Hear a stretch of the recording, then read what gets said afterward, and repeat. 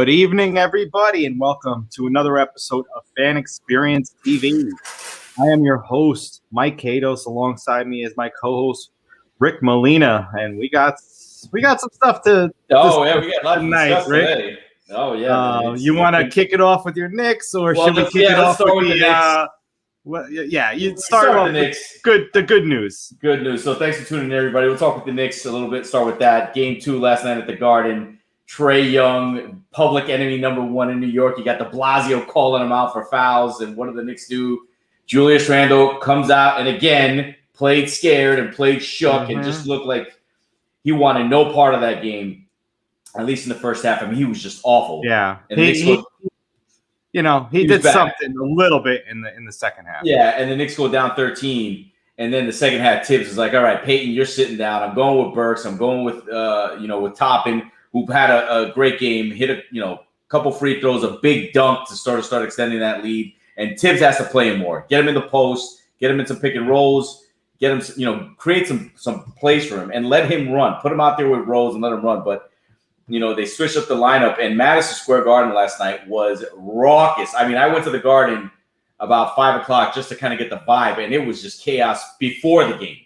And then after the game, you saw the film of, they shut down 7th Avenue. I mean, to shut down 7th Avenue in Midtown Manhattan, for those of you who know what it is, it's just that does not happen. And Knicks fans did that. And then obviously you had the incident with the guy who spit on Trae Young, who should be banned for life. He's banned indefinitely right now. Yeah, and you know what they should do? They should start publicly shaming these people. Like, if you spit on somebody, you do something like that, or like what happened with Westbrook out in Philadelphia, like you should be publicly shamed. Your name and your face should be put out there in the public for people to see, so you can be publicly shamed, because that's the only way you're going to stop this kind of behavior. But we'll get to that a little later. But I love how you got 50 Cent sitting right there. Yeah, with his girl. I mean, just crazy. But a tremendous performance by the Knicks, and now they go down to Atlanta for games 3 and 4. And look, it's a back and forth series. I mean, Atlanta has the better talent. I mean, they got shooters. Trae Young is clutch. I mean, I don't like the guy, but he's clutch. Yeah, he's just an incredible talent. And then just the question is, now that the Knicks are going to go with Rose, they're going to go with Burks, they're going to go with Toppin now. They're going to play Randall with that second unit. Will they be able to, get a win out there, which I think they will. I think the series comes back 2-2, and then, try to win it in, 6 or 7. But it's just been fun and exciting to watch. I can't wait till tomorrow night for game 3. It's going to be great. Yeah, I mean, it's a nice little run for our blue and orange New York-based teams. Yeah, speaking of runs. You got the Mets, 1-2 in a doubleheader today after a postponement yesterday. So they're on 3 straight, still holding on to that first place spot. A little bit of bad news with Noah Syndergaard going down for at least another 6 weeks. We will see what happens with the almighty Thor, but I don't know if he can get that Thor moniker anymore. I don't think he's worthy of it. He's not worthy of how do you pronounce it? Major? I don't know. The hammer. The Thor's hammer. Yeah, Thor's hammer. The Major. Yeah. What was that? He's not he's not worthy of it right now. All right, fine. But the other blue and orange team out there, the New York Islanders, came back down 2-1, won 3 straight, clinched it in Nassau Coliseum for the first time since 1993. Clinched a playoff series in Game 6 last night with a 5-3 victory all over the Penguins. So, congratulations to the Islanders. And do we know who they're playing yet? Probably not, right? Not yet. It doesn't say yet. I was looking at ESPN today. It did not say who they were going to play. So yeah, and obviously the Nets are riding high as well in the NBA playoffs. They're up 2-0. Yeah. So New York teams looking pretty good in the playoffs right now. Absolutely. And hope that can continue. Yeah. But there is one team that does not look very good. This is not basketball. This is not hockey. But there was something transpired yesterday at the Pittsburgh Pirates and Cubs game. Javi Baez, who's nicknamed the Magician. I didn't know this until I saw it yesterday. Yeah. But he with 2 outs and a man on second, grounds the ball to third base. The third baseman throws it to first for the force out, but the throw goes a little wide, pulls the first baseman off the bag towards the catcher. And then chaos begins. So Javi Baez just stops on a dime down the first base line. Okay, I mean, you got to – that's how you play it as the base runner. And then Javi Baez starts taking him on a stroll down the first base line towards the catcher. The first baseman is 2 steps away from first base. He could just backpedal, touch the base, inning over, 3 outs, done deal. But no, he's going to chase him down the first base line to the catcher very nonchalantly. And then all of a sudden, the guy that was on second rounds third, goes home, sliding in. The first baseman throws it to the catcher. Catcher tries to place the tag on the sliding runner down at first, but Javi Baez is standing right next to him as well. He could have went for them. And then Javi Baez bolts, so there's a run scored, but it doesn't count until Javi Baez can get to first base because it's still not a force out. It's still a force out. And the second baseman comes barreling over from way across field to try to get to first base. I don't know why he wasn't there after the 35 seconds have already, passed. Yeah. And then the throw goes into the outfield. And then he ends up getting second base after everything was all said and done. Run scores. It was the most boneheaded play that I've ever seen. And this is episode 86, and in 86, a pretty iconic play happened at first base. Bill Buckner is way off the hook after seeing this. That's it. Like, I know that was at a World Series, but this is just like unbelievable. You literally can't make up what happened. Like, that happened yesterday. Like, that happened. He fielded a ground ball 2 steps from the bag, and all of a sudden he just literally had a brain freeze. And he lost complete knowledge of the situation. He saw, and he's running down first base. Where's he gonna go? Like, I still cannot like process. Yeah. What was going through his head? Never seen a play like that. Yeah, no. We never thought we would see a play like that. I mean, thanks for tuning in, Sean. I mean, you can't make that up. I mean, what? I think at that point, sort of like the brain froze, and they're like, "Wait a minute, like something's not right here." And you, as a fan, you're watching him run back to the base, and you're saying to yourself, well, "What the hell's he doing?" Did you listen to any post-game conferences? Because I want to hear like I didn't either, but I want to try and get into his mind. It might mess up my mind. All time. I mean it's it's a brain fart. That's exactly. And I get it. In the heat of the moment, it's hard, but those are things that you practice how many times. I mean, you can't. But I don't think you can imagine a guy running down the wrong way at on a game. But and you know what? I mean, if he's called a magician is a master of illusion, and he apparently gave him the illusion that he can't get out if he touches first base, because all the rules and logic of baseball just went out the window for a minute. And, we're talking about all the time how the baseball rules need to change. Well, guess what? That rule did not change at all. And, there's really no excuse. It's just, it's a mental error, and from a couple of people too. I mean, it's not just the first baseman. Like, you got to have the catcher saying, just fucking run back. Yeah, or somebody in the dugout scream, "What are you doing? Just tag the bag." But it was one of the craziest plays in Major League Baseball you'll ever see. Jesus Christ. I mean, I don't even know what to say to that. Like, but that happened. Just folks. I mean, that happened. Like that. It happened. It happened. And if you have not seen the play, go and take Twitter, a look at it. Go to Instagram, whatever. It's just some of the craziest things you've ever seen. But for right now, we'll table it because now we are welcoming in our next guest. He is the president over at JP Capital Solutions. Please help us welcome Jason Postill to the show. Hey, guys. Jason. Hey, Jason, how are you? Doing great. How are we doing? Did you see that play? Oh, my goodness. I've never seen. I've literally never seen anything like that either. You know, sometimes you'll see some guys freeze and they joke around and backpedal a couple steps, but I've never seen it play out like that. It was I mean, funny. it was a ridiculous series of events. It wasn't like just one thing, two. It was just everything could have possibly gone wrong on that play, right? And did. And you're right. If the game's fast, you know, just to freeze. But yeah, that's just a routine that it's just so common. But yeah, the game moves so fast that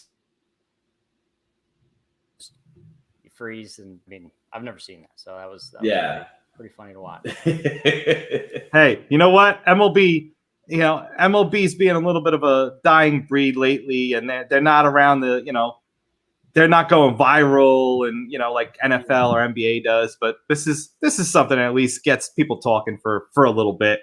So it's good to see those things sometimes, even if it isn't for a negative light. But yeah, so Jason, thank you very much for joining us on the show. So we really started off the same way. Every conversation. What got you hooked into sports? And obviously I know you played baseball, but walk us through like what really got you involved in the game. Sure. Yeah. As a fan first. Me, guys.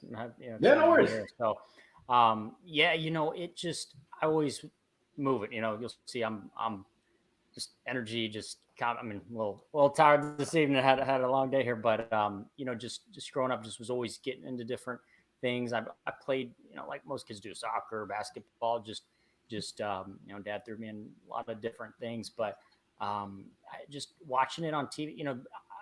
My age, I was watching Ken Griffey Jr. hitting, so Mark McGuire Day, it was, I don't want to say, it was a little more exciting, but it was a little bit different to watch some of those guys that I grew up. So just kind of watching that, it just led me into the game and had a little bit of God-given talent, I guess you could say. And that always helps when you're good at something. I was never the biggest guy. I was pretty small on the field, but just trying different things. And then again, just seeing those guys like Jeter do crazy, just, having your little role model superhero guy, and then just also, like I said, having a little bit of, success in it personally and just staying with it, more importantly. So that was really it. Just kind of getting inspired and trying out a few things and sticking with it, really. So that's what. Yeah, you also wrote.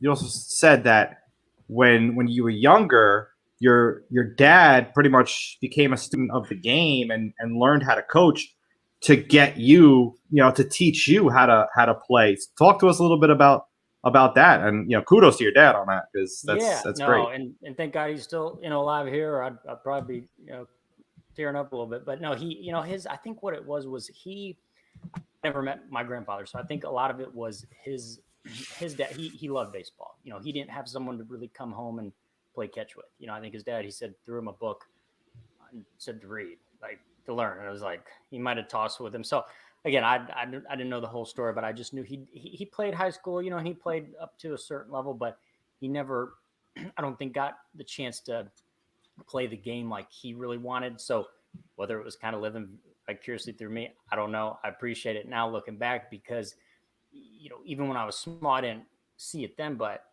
like I said, he actually there used to be a camp, and I don't know if they have like Doyle camps, or there was like coaching clinics, and they still have, I'm sure, that type of stuff, but like he really learned to try to be the best coach, and then make sure he was teaching me the right things. And I credit that really, my success and just staying with it. I mean, he was tough. I mean, I actually broke my elbow in Little League. Like literally it shattered on the mound, and he didn't even he's like, go to second base. I'm like, like it was broke. I was in actually a cast for 6 months, but no, he was awesome. And he never played like college professional, but he was just loved the game, and it really showed with him educating himself and seeking the information that he lacked or didn't come up. So it was credit to him. All like I said, I had little God gift, but other than that, it was, him. So, yeah, it was pretty cool to have that. He just amplified the natural talent, and put you on the right path. That's I'm sure there's a lot of people that have the talent, but they don't harness it, to the right level, and you never really notice it. Right. No, 100%. That's exactly it. See a lot of guys kind of fizzle out, maybe that motivation or not. Yeah, I mean that's really it. Just again, sticking with anything, long enough, you'll get good enough, and once you get good enough, hang in there, and it's good things will happen. So yeah, awesome. Jason. Yeah, thanks for coming on, Jason. I read that at 8 years old is when you felt your love for the Yankees. What was the game? What was the moment that you were watching? You said, "I'm a Yankee fan." Oh man, you guys, everybody was like bandwagon, because I hate really, because this is almost embarrassing to say this, but I've never been. Well, I've been to New York. I played in New York like one time, right? So I'm a Yankee fan still, even now, and I don't kick me off the show. I'm not a great. No, I'm a Yankee fan. Don't worry about it. Studying it, but my dad went to. It was 96. It was Braves. Yep. Yankees. Braves and Yankees, 96 World Series. So I was 7, 8 years old, and that was those were the Paul O'Neill or Tino Martinez or Paul O'Neill, Jeter, Rivera, Posada. Yep. Yeah, and just Strawberry, just crazy group, and just watching it just and then him going there, bring me a little poster, stuff to put on. So that was just really it, and then just. I don't even know why or how he was a fan of the Yankees growing up, because I was born and raised in Florida and still live here. I hopped around to play for a while, obviously, but Tampa, I went to a few Rays games, but it's like, I don't know, just always was a Yankee fan. Everyone's like, oh, you're just a fan. Yeah. I'm like, whatever. Jason, I was young, there's nothing wrong with that. Rode the way. Yeah. But, so yeah, that was really it. I think it was that, 96 World Series. I was 8, and that's when I started playing T-ball, maybe, or no, I didn't play. I actually didn't even play till I was 8, but I think it was like machine pitch at that age or something. They didn't have T-ball, or I didn't. Yeah, so. Oh, they had machine pitch down there in Florida. I mean, we had coach pitch. It was they had that machine pitch, and just put it in, boom, and that was they had. I don't know. They for like an organized game type of deal, or just for batting practice. No, like they would put that roller thing out there and just. Those yeah, like you see wow. Through, or that was what it was, machine pit. Yeah, maybe that was just because none of the coaches could throw strikes. I have no idea. I guess if they can't throw strikes, I guess the machine definitely works out well. That was my story. Yep, that was it. They needed a machine at first base in the Pirates game yesterday. Oh, jeez, And you mentioned, obviously, you're a Yankee fan, but you're also a fan of players. So tell us some of the players that you're a fan of that really just like catch your eye when you watch the team. I like guys that are. That's a good question, because it's there's guys that they're like Greinke for some reason. He's okay. And he went to, and I don't know him. I'm not trying to name him at all, but in Orlando, I think it was Edgewater or something. I had a pitching coach, and there was. I had watched him for, from earlier on, and he's, I don't want to call him weird, but like there's just guys that have a different presence, Yeah. I mean, Bauer's kind of funny to watch here. I don't know, he gets some different, but I'm talking pitchers because I was a pitcher, so it's just going different guys. Obviously DeGrom, but I mean guys that just play. I mean, I don't like the controversial player, but some of those guys that just play with so much passion, they get that. Harper, you got those guys that just have so much passion that, so I like watching some of those guys. Or like back in the days, like when you're following the Yankees, like back in those times in the late 90s and early 2000s. I mean, were you obviously Jeter, but like maybe Manny Ramirez or players like that? Yeah. I mean, obviously Jeter, he'd be, just making insane plays. And then, I could bring up Ken Griffey. Everybody like watching Ken Griffey hit bombs. Yeah. I mean, players and again, pitchers, I just like watching, Roger Clemens, I know he gets a little bit of love and hate. Well, before it all, he was great. Before this, yeah. Before, but yeah, I mean, guys like that just because they were so dominant, just you could just tell they had this like, I'm gonna miss you, you know. And that's what I liked watching. It was just I don't know, it was just a different, harder kind of nose player, just Yeah.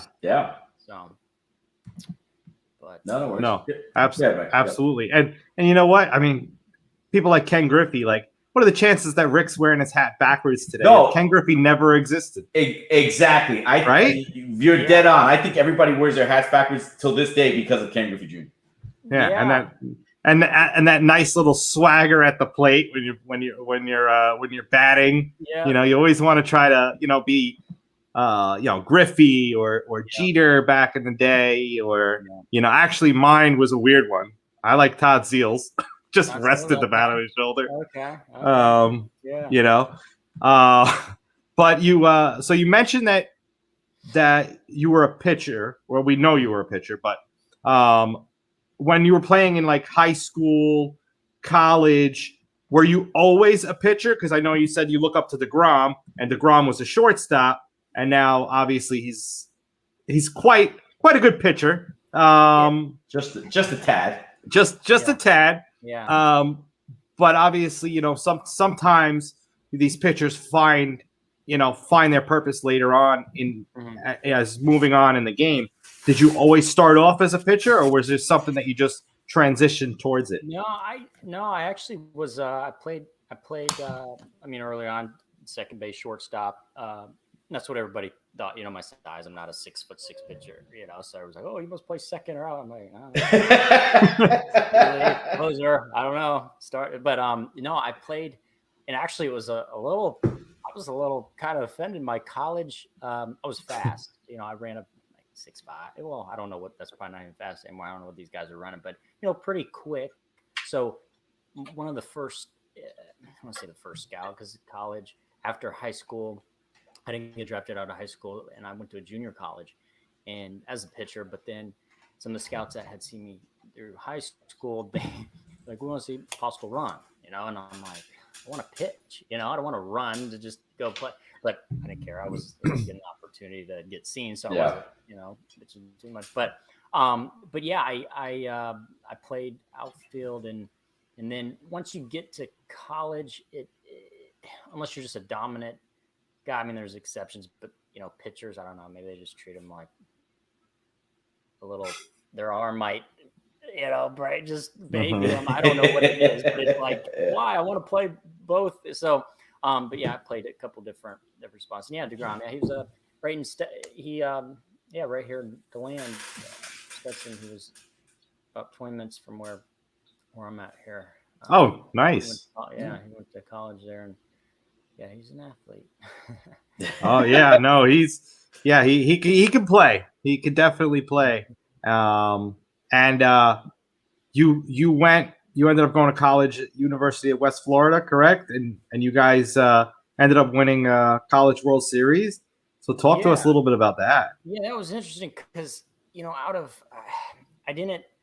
I thought maybe there was a shot, after high school to get drafted, maybe junior college. Like, so instead of going to a 4-year, or have to stay for 3 years before you sign, if you go to junior college, you can get signed after your freshman or sophomore year for baseball. I don't know if that's like that with every sport or not, but so I ended up going to a junior college and ended up going to a different one. And then I still never got drafted and had good years. I was still, but then I wanted to go. LSU was one of my kind of schools I wanted to go to, either Florida State or LSU for like a Division I. I never, and I don't want to start pouring out excuses here why I didn't go, but my grades, I was never the best in the academics. Yeah, I hate to say that. I got a little girl. She's gonna make sure she's a good student athlete, right? It's a student athlete. I learned. Athlete. So the credits, and they can. I mean, it's hard for athletics not to be able to figure something out for you to get in, right? So I was not in the best shape. academically, but I had a lot of Division II, Division III, and so I knew that was it. I was like, I didn't get drafted, so there was maybe a couple other D1s. I was like, you know what, West Florida. There was a coach I knew that was a pitching coach. I had a couple of guys, never heard of them ever. I was like, I don't even know, and I knew some of the junior college players that were coming in a similar situation. I'm like, you know what, let's go here, and it was in Pensacola, Florida. And fortunately, it was a bunch of junior college guys that we came in and just ended up crushing everybody and winning the World Series for the first time ever, that school history. And it was good. It was a great. And then finally had my chance. I ended up as a free agent with the Diamondbacks out of there. And so I had my shot from there. So it was West Florida.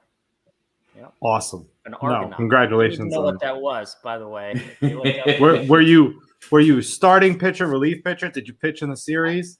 I was, yeah. I was a starter through college because I didn't get into the reliever role till professional. I was a mid-relief closer, setup guy at that role. But yeah, in college I was always a starter. Had pretty good senior. I was actually undefeated till the last game of the regular season. Before there you go. I lost my last game. I was like, man, almost did it. But then the World Series we went, and it was good. So I had, it was a great experience. And I started throughout college, and it's good. Put up some decent stats there. Awesome. So it's good. Yeah. Nice. Rick, you can take that. Yeah, no, I'm curious. How hard did you throw? Like, what was your top number when you threw? Yeah, no. So I ended up having Tommy John. Oh wow! All right. I started throwing hard up because I never threw that hard. Really, I was a sinker. I threw about 88 to 90, which might be hard in high school, right? 88 to 90 might be, you got a little bit, touched 90 or 91. I think was the hardest I had ever thrown out of through high school and then into college. Yeah, I think 91 was probably it, but I was more like a sinker and then a slider guy, pretty just 90. But then I had rookie ball with the Diamondbacks organization, and then I played A ball, and then I had I had the Tommy John surgery, and I was out for it was like 16, 18 months recovery, and I didn't think I was going to even come back. I remember taking a tennis ball and throwing it against the wall. I couldn't even hit the wall. I threw it over the wall. It was just, I was like, I was almost just launched it. I was like, this is it. I'm packing up. And then just went through my rehab, and I came back, and I was 92 to 94, and I could actually hit 95 every now and again. And it was a little wild all over the place, but I started throwing harder later on. And it was just the workouts, the bands, the conditioning and the rehab that probably could have done before, and threw harder then. But but yeah, I threw mid. Now it's like every guy's on it. 95. Maybe is average, right? Yeah. Ask you, Jason. So when you tore it, I mean, did you actually feel it pop? I mean, you knew it right away, or? No, that was the thing, because I knew I was probably on the fence, with after A ball, because I was it was my rookie season. I had came in, I threw a lot of innings, so I knew I was just sore. I threw like 140, or out of college, it was just, you go from, June, we were in the World, so we went through every possible game, started in like 14 games. But it was a gradual pain, and I just thought it was just wear and tear. And then finally it was just, but no, to answer your question, it didn't just pop. It was like a gradual until I'm just like, this isn't normal anymore. Right. And it's just wait. And then I got the X-ray, and you got tears through, and so, but yeah, I had somebody that said that they felt a pop, and I think I was like on their second one, but yeah, it was a gradual tear, but that's common. It's a very common deal. You hear it's like an ACL. It's just, it happens all the time. Yeah. No, I mean it is. I mean you see it happening just as many times as you see no hitters in MLB nowadays. Right. Yeah. Was it the same arm that you broke heading to second in Little League?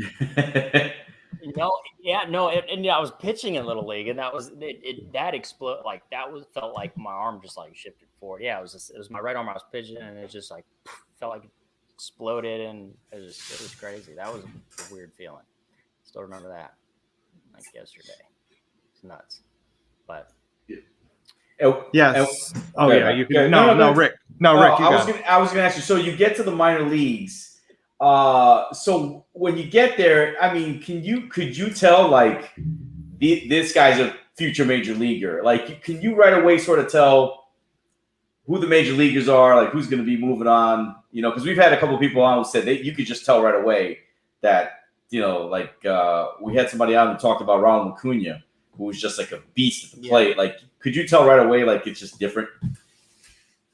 Yeah, there was yeah, when I got there, it was obviously a different world, right? Like you're used to being one of the better on your team, and then you get there, and it's like these boys are they're all like prime, and then some though will be like, man, why is this guy here? And then he gets up to because in the lower levels there's different players, but I remember one guy in particular was a catcher, and he was throwing the ball away at Sam. I was like, what? This guy was like a sixth round, fifth round, and then like. Not like shitting on him, but then like kind of curious, like why did he get so much?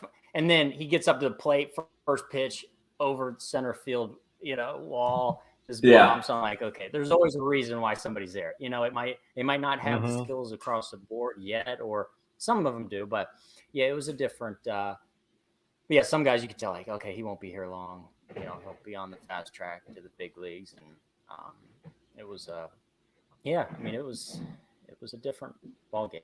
It speeds up. It's a different world. Like I said, I never made it to the big leagues. I was lower A ball, but it was still you saw those. That's you see those guys come up through there. And but it was definitely good experience. No doubt. Any notable guys? Of mention. I know it was like 2011. Did you see anybody that? Now that's in the big leagues that you said, oh, that guy's going. That you faced or you just saw in a game? A couple guys, like just even just coming, some of those guys, like I remember Sergio Roma or okay. Yeah, it was Roma, right? Mm-hmm. He would come down, but he was, I'm sorry, he was doing like a rehab assignment. And there was oh God, I can't even believe I his name, because there was he played in the bigs. He was a can't believe this. He was a first rounder out of high school. Goodness, he did make it to the big. He was one of those guys. He was a pitcher. He came in throwing 99. We're like, all right, he won't be here long, But yeah, there was some good good talent. My year was Brad Miller. I played with him. Oh, the reliever, Brad Miller. He's shortstop. He was with the Rays. Oh, he was shortstop? Brad Miller, wasn't he a reliever, though? There was a Brad Miller who was a reliever?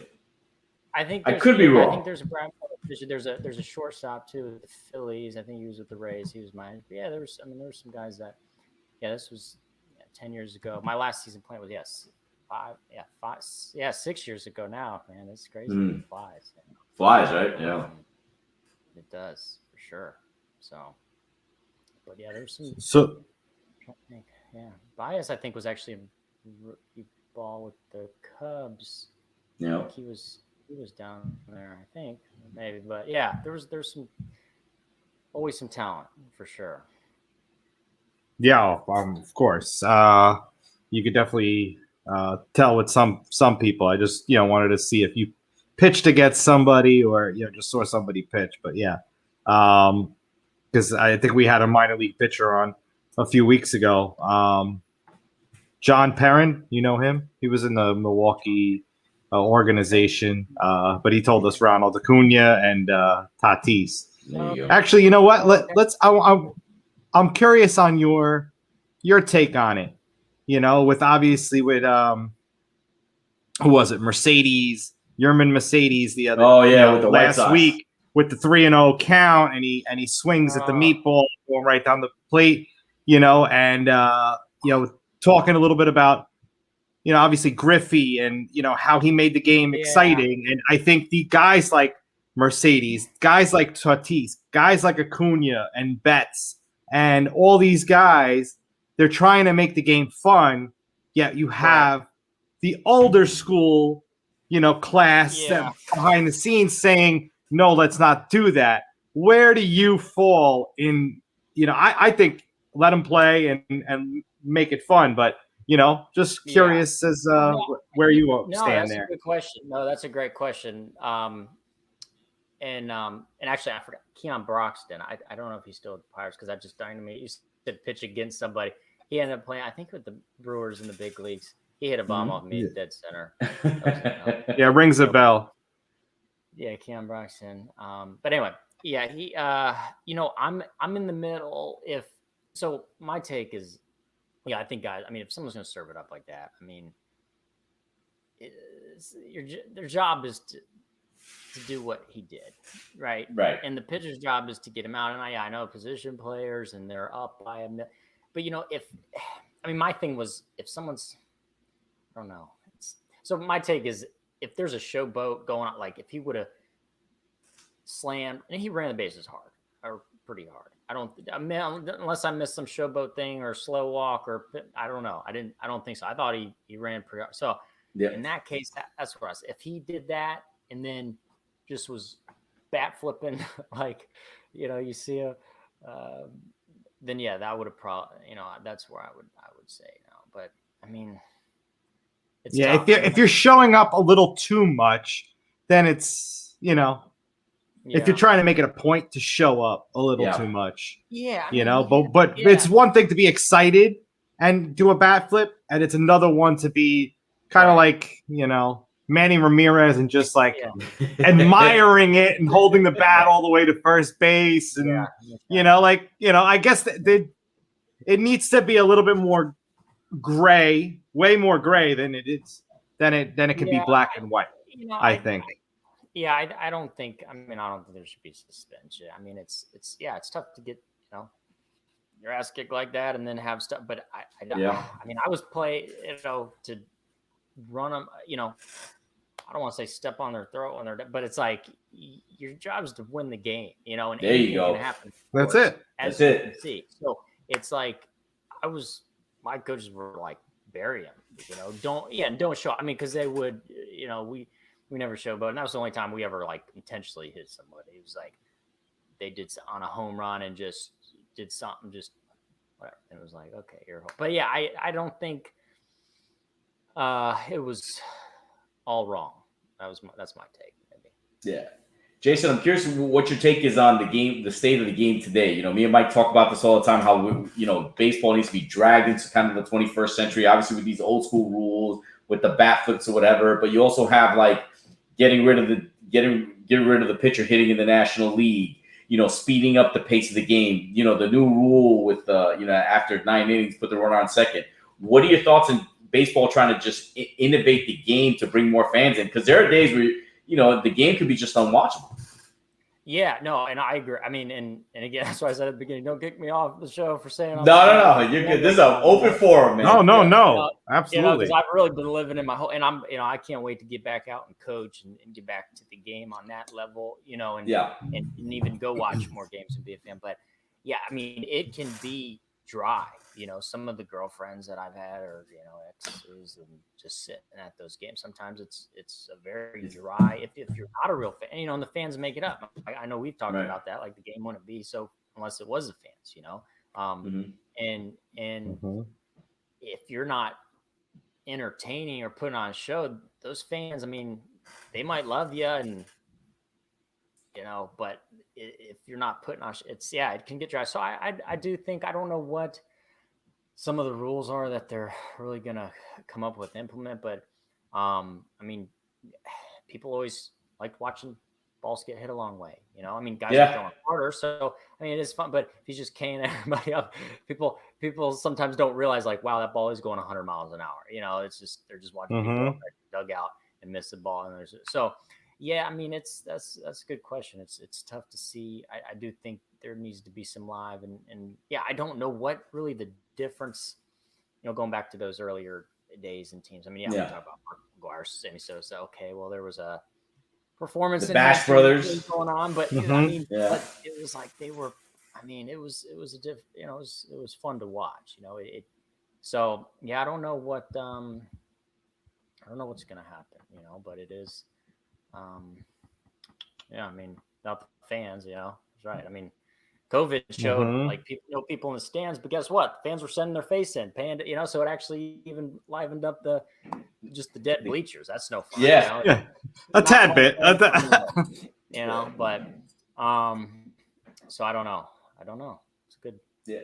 And Yeah. you're and so and here and you're a pitcher. Now I am not a fan of analytics in baseball. No, well, I'm not a fan of it's just too much data, and I think it's making managers robotic, and I think it's taking some of the human element out of the game. What are your thoughts about analytics? You're a pitcher, they go off the spin rate and all that stuff. What are your thoughts on that? Man, the first time I even heard about, I remember I went somewhere for this like biomechanic, they strapped me up to like this thing and was getting all that, and I'm like, this is insane. Like I just threw the ball, that was all. This hold it, and you do some different things with your fingers to make it spin differently. I never.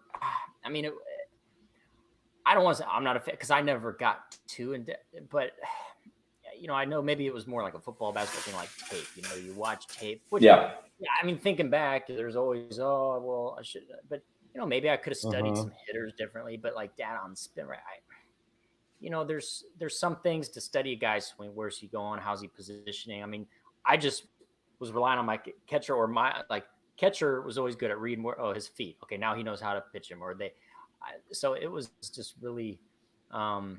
I don't know if that was just old school. I'm not, ancient over here, so I'm sure that those are all still relative. But yeah, the data, it's good how much if you can always get an edge or on the competition. But I don't know. I think there's some good, just old school things you can do. But no, it's good. There you go. Yeah, like I said, any edge you can get on the competition, it's good.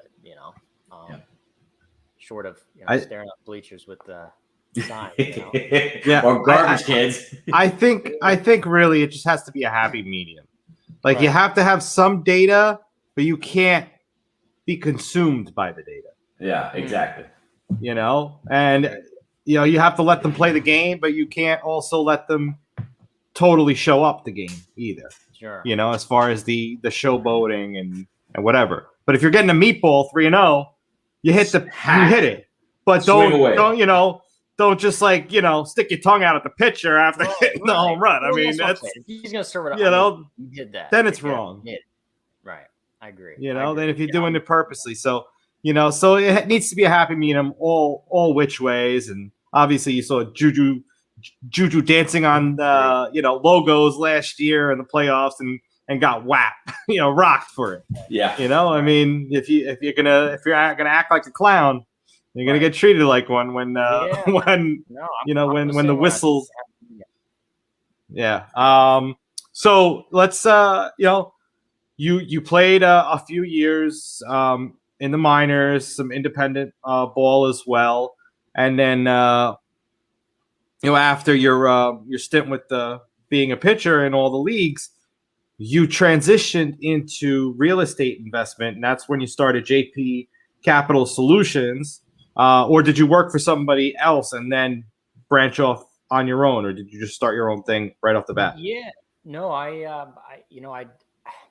had this passion for real estate, right? I don't know. That's what I always say. It just was, I like buildings. It's kind of weird. Again, I don't know. Yeah. It wasn't, I like the city, the skyline. Just, I don't know. When I was younger, I just liked, I've never even been in New York, but I always loved movies. It would show just concrete jungle, right? So, I got into it. I thought getting a license was the thing to do, right? Be a realtor, joined a company, and that really wasn't it. I didn't like just pushing homes, and that wasn't my gig. I did well, but it was like, this isn't what I was thinking about with real estate, right. And then but just getting in the business and making that transition. And fortunately I had that, and I actually ended up enjoying it because a lot of guys, they don't, I would have just, I still like doing lessons and all that. Cause again, giving back to the game, having the knowledge, like I feel like that's my duty to give that back. Right. But I wanted to do something else, and real estate was it. But a lot of guys, they just,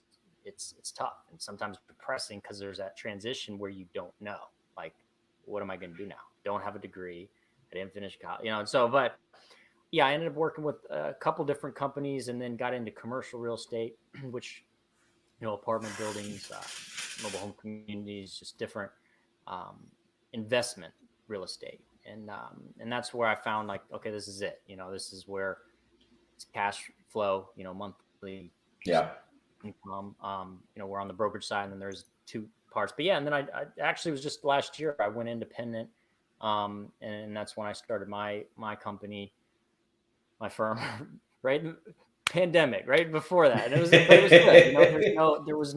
It was just funny because I'm like, wow, this is I took the good timing. It was like boom, shut down, and so, but it was fine. It was, it was good, and I do have another company that's on the other side of the investment, because we do brokerage sales, and then we do personal investments with other investors to purchase these for a firm. And I have a business partner. He's awesome. His name's Tyler, and I call him the warrior. He's like the boots on the ground. I'm more behind the scenes in the office, on phones. He's like in the trenches, and he's an animal. But yeah, that was it. It just, kind of a little bit of luck, find it, and kind of like the baseball, stuck with it.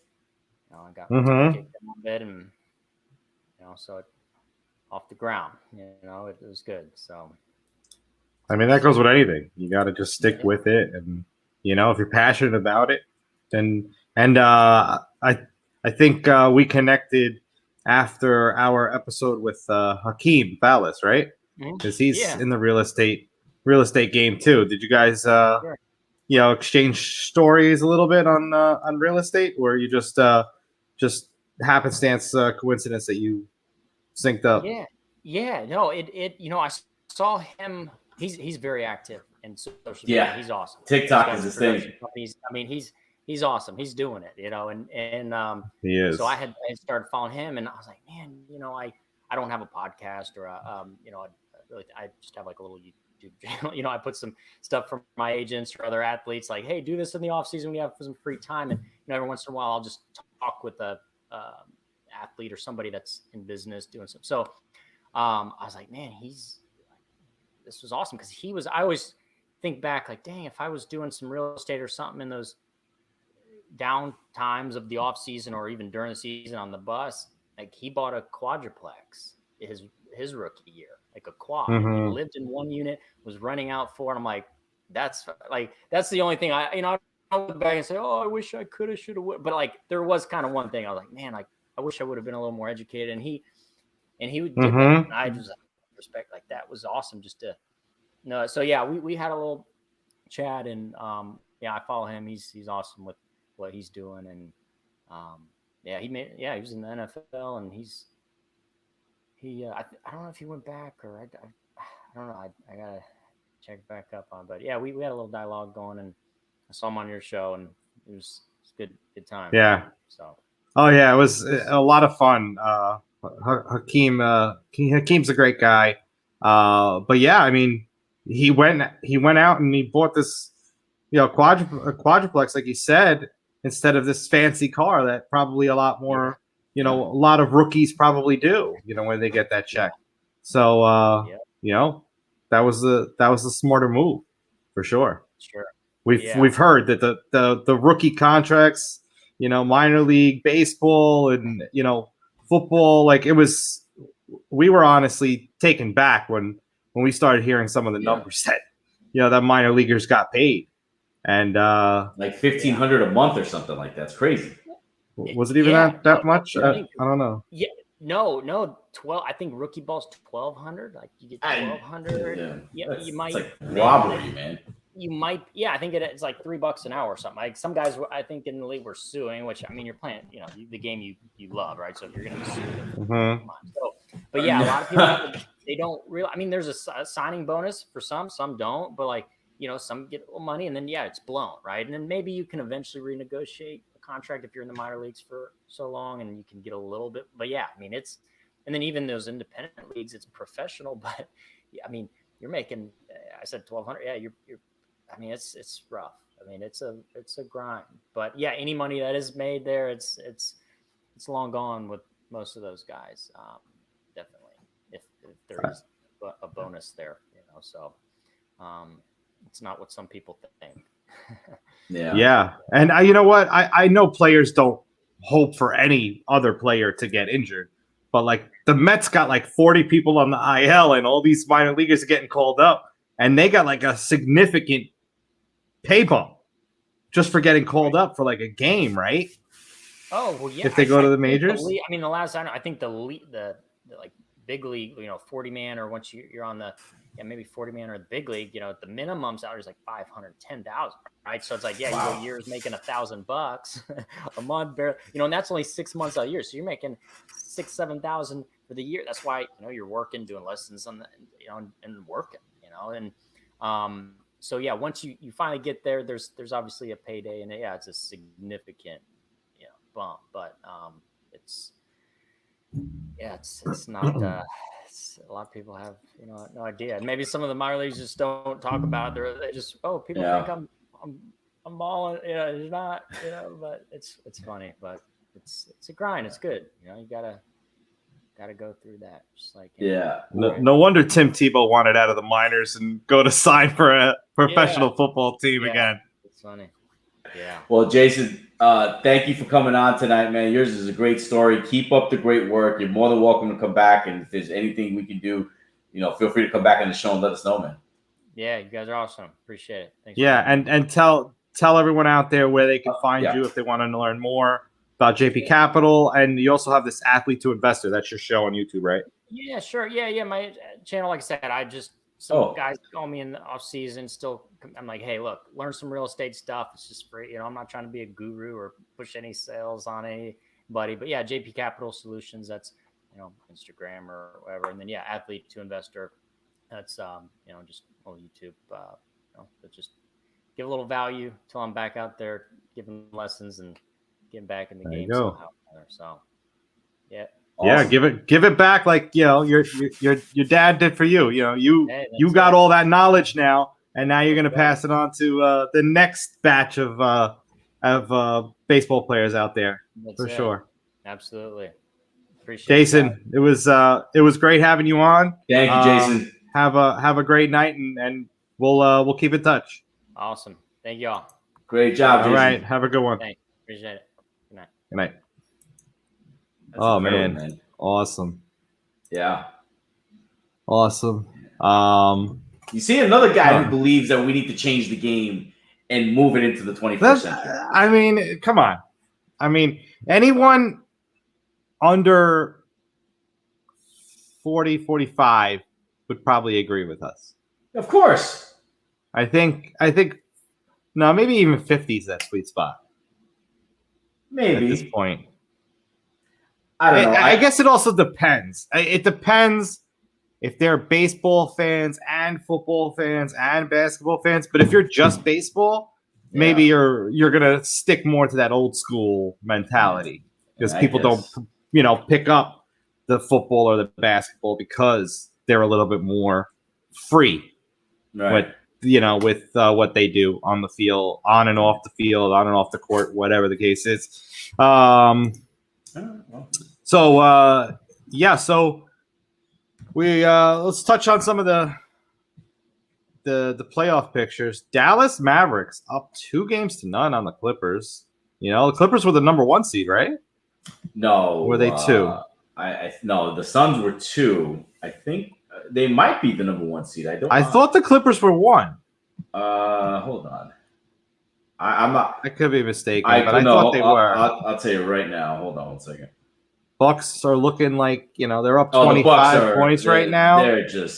Bucks are up 25 over the Heat. Yeah, the that Heat, series is over. The Heat have lost all heat that they had last year. Nobody's really performing like they were last year. Sad to see, and obviously, if Milwaukee can win this with a 27-point lead with 6 minutes to go, looks pretty good. I mean, you're not coming back 3-0. Yeah. The Jazz were the number 1 seed in the West. The Jazz were the number 1 seed. Yeah, the Clippers were the 4 seed. Yeah. Oh, okay. that Jazz Grizzlies is tied 1-1 right now. Lakers tied it back up with the Suns over there. Yeah, and they play at 10 o'clock tonight, so in a couple minutes that they're on. Yep. Nets got that 2-0 lead. So I mean, it's rolling there. You got Sixers, who are the top seed. Yep. Up against the Wizards. They're up 2-0. And then we touched on it a little bit. Russell Westbrook getting popcorn. He should have gotten in the stands and knocked that guy out. Like, they should just be like, you know what, go ahead and knock him out. It's unnecessary. I mean, come on. Like, this is – but are you really surprised that happened in Philadelphia? No, that's a good point. I mean, they threw batteries at Santa Claus? Yeah. So I guess I'm not surprised at that, but I guess it gave this guy in New York saying, "Oh, well, if he's dumping popcorn on people, I'm going to spit at Trae Young," and that's just. I mean, I don't really like the guy either, but you're not spitting at him. Yeah, spitting at the guy. Come on, man. You don't spit at people. You don't spit at people. Like, you could yell expletives all day long if you want to. And here's the other thing about that. Like, he spit on the girl that 50 Cent was with. Like, it hit her. It hit her too? Yeah. So, I mean, look, I think fans are just getting way out of hand because there's no consequence. I think that because fans have not been allowed to be at arenas and stadiums, right. I feel like they gotten more, I guess, this like edgier. They're just acting because people were able to get a little too comfortable at their own house that they didn't realize, like, what is it like when we go back into society? Like, right. No, I mean, I can't speak for everybody, but these people, like some of these people, like, they're just going above and beyond. Like, don't pour popcorn on anybody, and don't sit there and spit at anybody. I think it's been happening for a while though, like especially with Russell Westbrook and before, like fans have been getting really out of hand. I mean, I don't know. I've been watching these videos on Twitter of these people brawling in stands, and like the behavior of fans is just getting worse. But hopefully, that this will. They'll come up with some consequences, like publicly shame the fans or something, man. They got to do something, but we'll see how it plays out. Yeah, I guess we will. What else we got going on around the league? I think that's it for the most part. I think, I think we covered a lot. Yeah. All the big stories. What did your Yankees do today? Anything? The Yankees, I think they won 5-3. They were up 5-3 when I saw it. Did they have a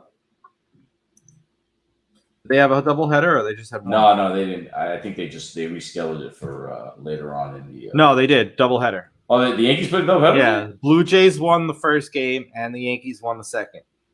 All right. Yeah, so they split. Listen, the Yankees they're in third place, 2 games behind first. They're all right.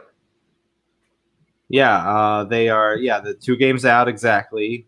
7-3 in their last 10. The Rays are holding on to the top spot now. Yeah.